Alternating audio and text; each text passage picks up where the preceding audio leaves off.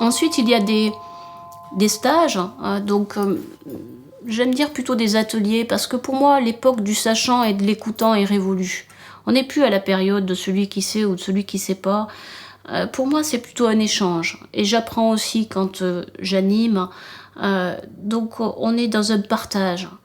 Alors, ce qui me caractérise peut-être, c'est que tout simplement, j'ose partager avec certains mon propre changement de vie, mon propre cheminement personnel. Je suis dans une quête depuis toute petite, en fait.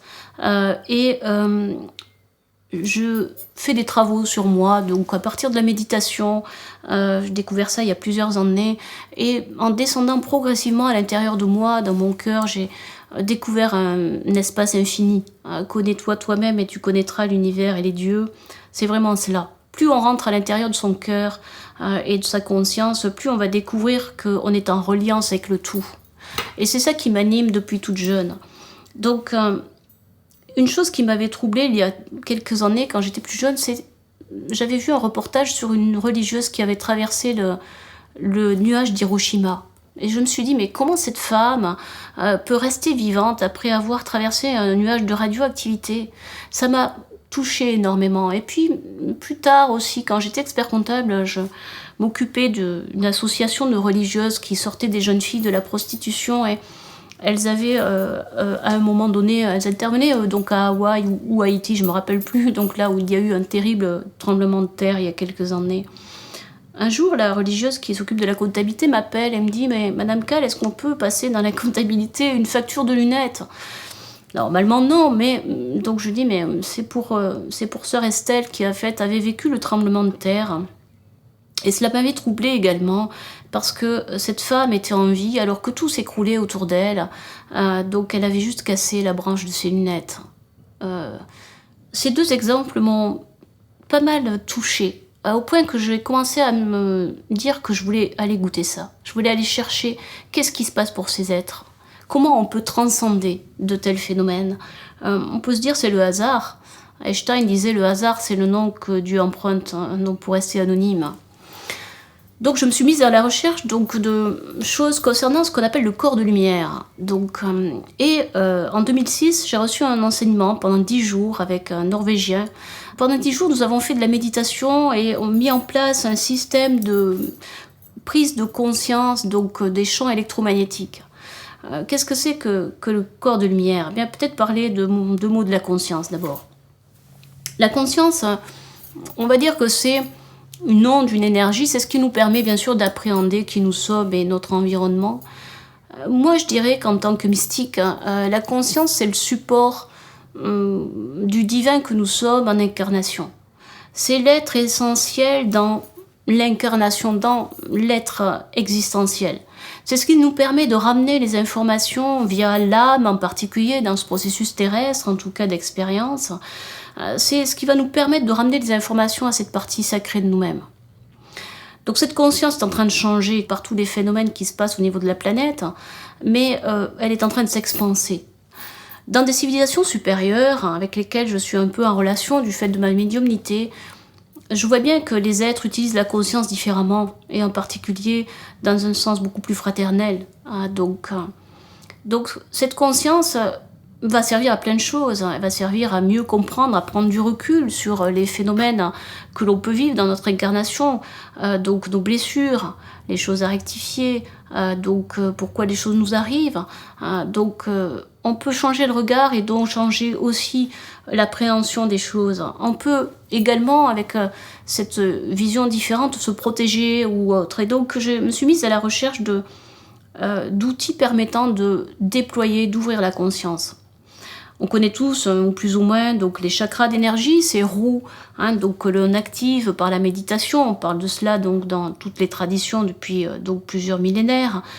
Ces chakras sont des portes de conscience qu'on va activer par la méditation et qui vont commencer à nous connecter avec cette voix intérieure, avec cette partie de nous plus sage qui siège donc dans le cœur physique avec la cellule souche, mais surtout au niveau du thymus.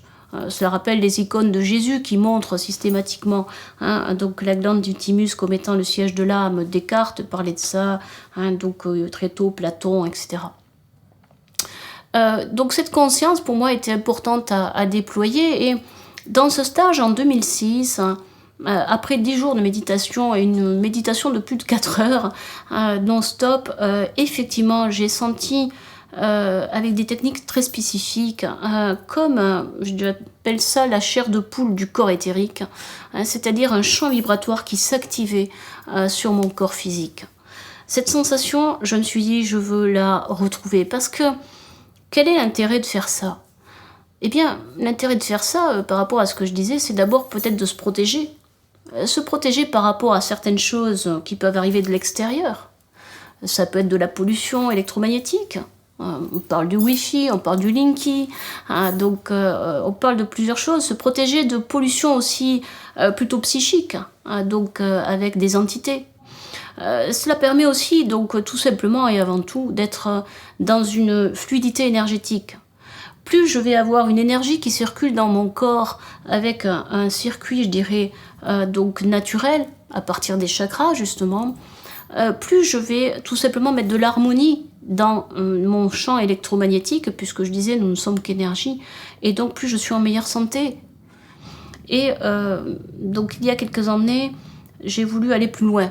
Donc un enseignement est arrivé, des Canadiens sont arrivés dans ma région avec un enseignement sur le corps de lumière. Ce corps de lumière concerne en fait la mise en place de ce champ électromagnétique au niveau du corps et de ce que l'on appelle la Merkaba. C'est-à-dire donc on va travailler sur le déploiement du thymus et va se former donc une forme de géométrie sacrée. Tout est vibration dans l'univers. Nous sommes en fait quelque part une vibration dans un corps de matière, un prototype humain certes, mais notre âme porte en fait un sceau spécifique. Nous sommes tous uniques parce que l'âme correspond à une vibration, un son. Il s'agit peut-être de la même façon qu'on fait jouer une harpe, d'aller activer ce son-là. Donc en tout cas c'est ce qui m'anime. Donc dans cette recherche du corps de lumière, eh bien, j'ai commencé à m'intéresser à cette formation, j'ai suivi cette formation, et puis maintenant je l'enseigne en fait, sachant que je l'ai adaptée à ma convenance, et puis j'ai juxtaposé des outils donc personnels. On travaille donc à partir de méditation, de mantras.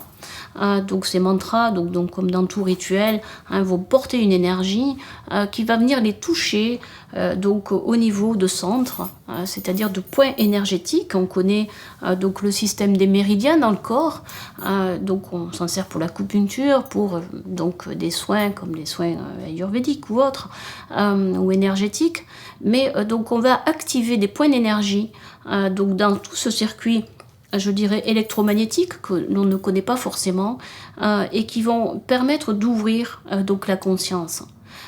Donc ce sont des portes d'accès. Donc on redescend progressivement pour aller réparer des blessures, être mieux dans sa vie au niveau émotionnel, relationnel. Donc on s'en sert également de ce corps de lumière pour donc se protéger vis-à-vis de l'extérieur. Personnellement, quand je descendais dans le métro parisien, j'avais tendance à ne pas être bien avec ces énergies, voire parfois j'ai failli m'évanouir un jour. Et donc depuis que je pratique le corps de lumière, je n'ai plus aucun problème parce que j'enclenche par la méditation ce champ électromagnétique et donc du coup ça me protège de toutes ces énergies-là.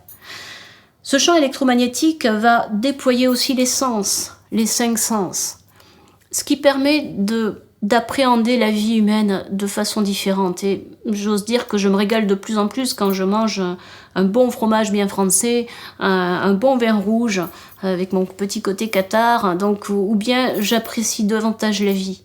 De même, si je vais approcher mon chat ou que toucher quelqu'un, pour moi ma conscience est autre, parce que dans le fait de toucher, je vais y mettre aussi un aspect plus conscient, plus respectueux. Donc les sens se développent. Et puis au-delà de ces 5 sens, il peut y avoir aussi souvent un 6e sens qui s'ouvre. Ça peut être quelque chose qui peut relever d'une médiumnité, mais tout le monde n'a pas cela à développer, loin de là. Ce que j'appelle plutôt la captation, c'est-à-dire que les gens deviennent beaucoup plus intuitifs. Du coup, ils peuvent prendre leurs décisions, bien sûr, en faisant foi donc par rapport à leur cerveau gauche et en se connectant sur leur raisonnement classique, comme fait tout le monde, mais peut-être aller vérifier aussi avec une forme d'intuition. Cette intuition, c'est tout simplement le vecteur de cette partie de nous, plus sacrée, plus sage. Donc cela permet aussi d'aller trouver en soi une connexion avec d'autres parties de soi-même que l'on n'a pas l'habitude de côtoyer.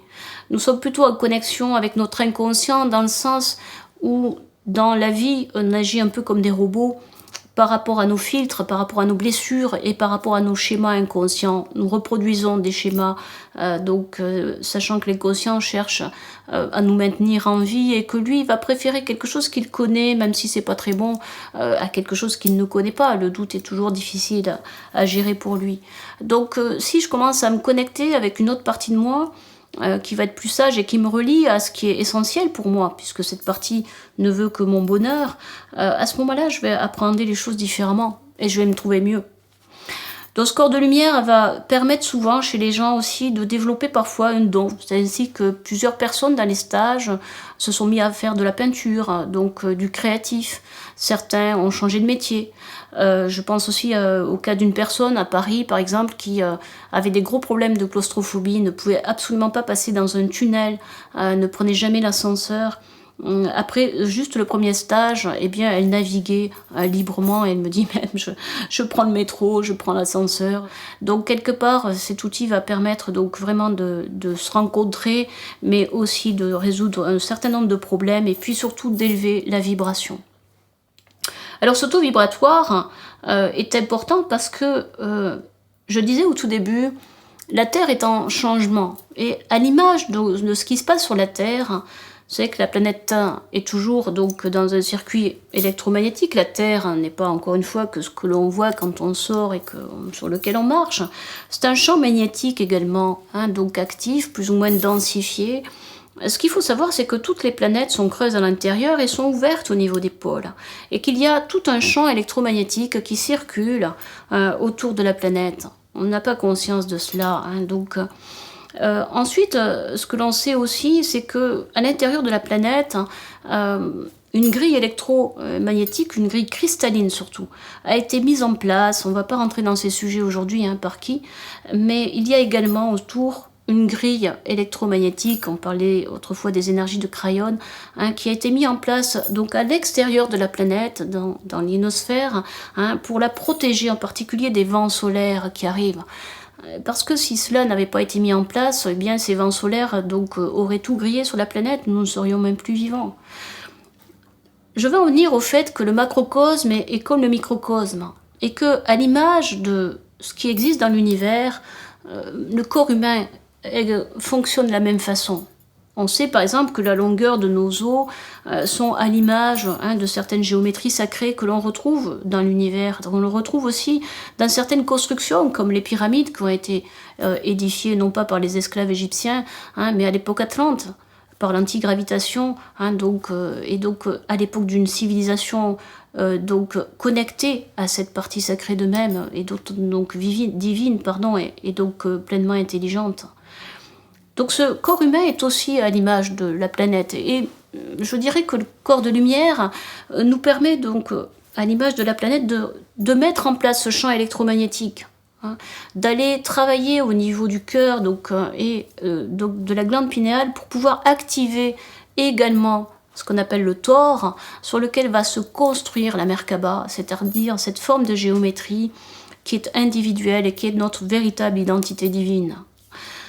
Dans l'univers, au-delà de l'incarnation terrestre, qui n'est juste qu'un processus d'expérimentation, eh bien, nous partons avec ce saut. J'ose dire, parfois, je fais sourire un petit peu les stagiaires en leur disant que le corps de lumière, c'est un investissement à long terme, parce que tout simplement, c'est quelque chose qui va rester au-delà du décès. C'est un travail que l'on fait, mais qui va venir se construire au niveau de l'âme. Et quand on décède, même si je ne vais pas rentrer dans le détail aujourd'hui, ça fait l'objet de conférences ou autres, le corps astral se soulève du corps physique, Donc ce corps astral va donc ensuite fondre progressivement, c'est ce qu'on appelle la coquille astrale, et le corps éthérique va rester un temps, se transformer en flamme ensuite, et puis va aller dans la sphère qui lui correspond pour faire le point de son incarnation, de ses expériences, avant de reprendre un corps pour continuer donc l'expérimentation. Ce que je dis n'engage que moi, chacun encore une fois est libre de penser ce qu'il veut. Mais en tout cas, donc, dans ce corps éthérique, nous allons prendre tout ce travail donc spirituel, qui est venu toucher les chakras, qui est venu toucher les centres, qui est venu installer cette Merkaba. Ça veut dire que nous préparons notre prochaine vie, où que nous soyons, et ça nous prédispose donc à venir dans des meilleures conditions. Alors on disait tout à l'heure, donc cet âge d'or, quand est-ce qu'il va arriver, cette nouvelle civilisation, ce nouveau monde? Eh bien là, je dirais qu'on capitalise, pour prendre un mot un petit peu qui fait référence à mon ancienne vie d'expert comptable, donc on capitalise des points pour venir donc dans une période où justement on pourra profiter pleinement d'une une nouvelle humanité, un décor qui sera sûrement beaucoup mieux adapté, et puis au service des lois de la nature, du respect, et de l'amour.